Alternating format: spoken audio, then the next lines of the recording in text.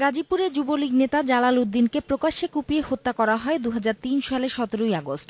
তার বড় ভাই মিলন সরকার যুবদল ও ছাত্রদলের 11 জন নেতাকর্মীর বিরুদ্ধে মামলা করেন।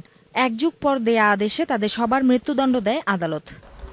ফার্স্ট এডিশনাল ডিস্ট্রিক্ট জাজ তিনি সবাইকে মৃত্যুদণ্ডে দণ্ডিত দিয়েছেন এবং 10,000 টাকা জরিমানা করেছেন এবং এই 11 জন আসামির মধ্যে 6 জন কাঠগড়ায় উপস্থিত এবং 5 জন পলাতক রয়েছে।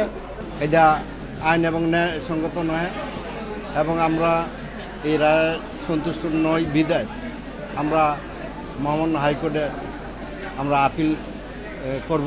10 লাখ টাকা মুক্তিপণের দাবিতে 2014 সালের 29 জানুয়ারি নারায়ণগঞ্জের স্কুল ছাত্র ইমনকে অপহরণ করে দুর্বৃত্তরা।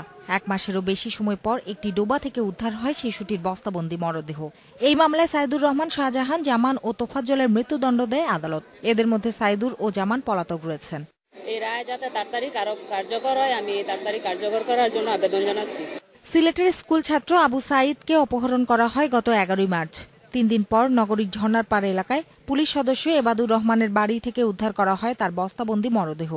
মামলা হয় এবাদুর পুলিশের কথিত সোর্স আতাউর রহমান, ওলামা লীগ নেতা নুরুল ইসলাম সহ 4 জনের বিরুদ্ধে, যাদের মধ্যে 3 জনকে ফাঁসির আদেশ দিয়েছে আদালত। দ্রুত গতিতে বিচার পাওয়াতে আমি দেশবাসী এবং আইনজীবী এবং বিচারকদের কাছে সবার কাছে আমি কৃতজ্ঞ। সরকারেও আমি ধন্যবাদ জানাই।